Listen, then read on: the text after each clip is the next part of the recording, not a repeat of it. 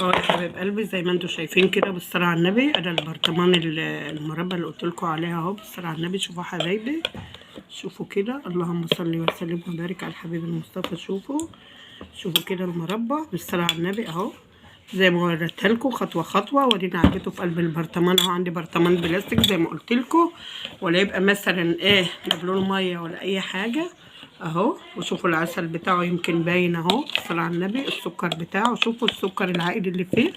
وشوفوا حبايب قلبي، يا رب اي حاجه بعملها تعجبكم وتنول رضاكم. ودي كان معايا المربى بتاعت التفاح، عقبال ما اعمل لكم دي ما بتتضربش في الخلاط اهو. بصوا وتقيله وبالصلاه على النبي زي الفل. الاشتراك في القناه عشان يوصلكم كل جديد من ام احمد.